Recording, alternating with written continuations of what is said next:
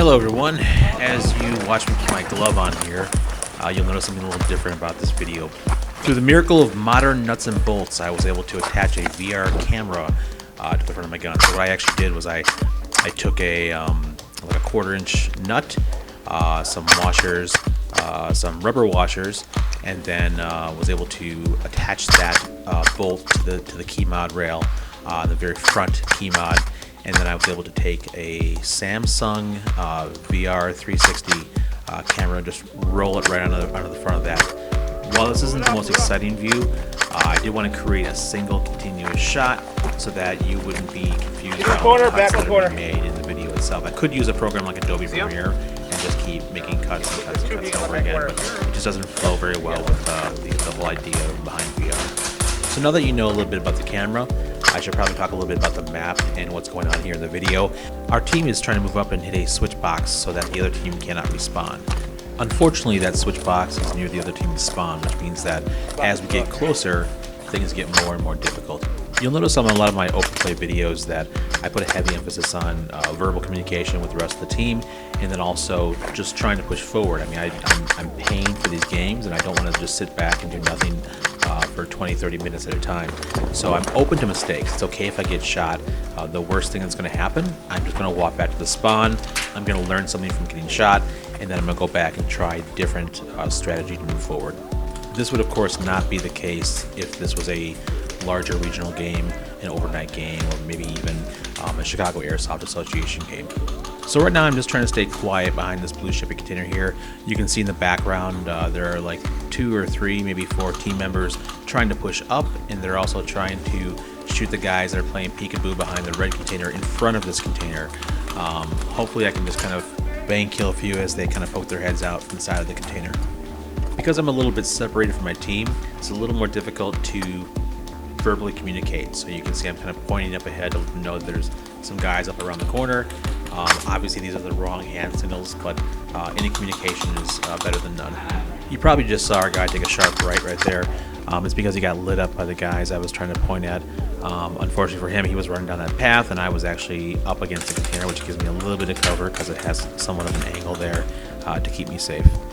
At this point, I may have killed like 1 or 2 guys up here around these containers, and I'm starting to get a little bit antsy because I want to try to move forward or try to like engage someone and get a little bit of action going. So you can see I start to try to peek a little more, get a little more brave, and then what I'll do here is I'm going to move to the right and take another peek on the right hand side to see what's going on. Now if you're looking across the way, kind of away from me, you would have just seen a guy cross that doorway in the ship across on the other side of the shipping container. And so right now I've just kind of frozen with my sights fixed on that door. So he's going to peek out any moment because there's no escape from that door. And when he does, I'll pop him, which will be soon. Right there. I hit him. And now his friend is going to go run across because he thinks it's safe for some reason. So I shoot him too, and then my adrenaline starts flowing, and I'm kind of like ready to go here. So I run back to the other side, check things out real fast. I figure at this point I might as well make a run for the next container. Just kind of want to start engaging people here. So I make a run across, and you can hear in the background they're talking about red container, because at this point they see me. I'm really close to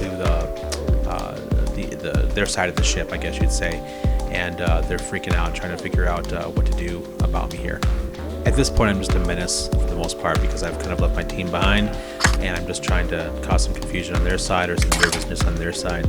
So I'm just starting to pop people here and there.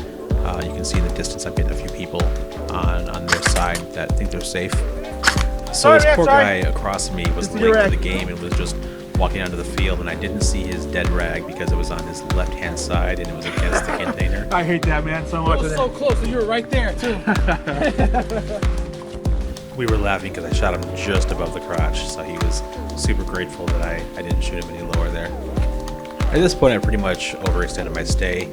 They're starting to stack up there in the boat across the way, down around the van around the corner, and they definitely know I'm over here. I keep hearing them calling me out, saying I'm over behind the red container. So any moment, oh, there we go. I got shot right there.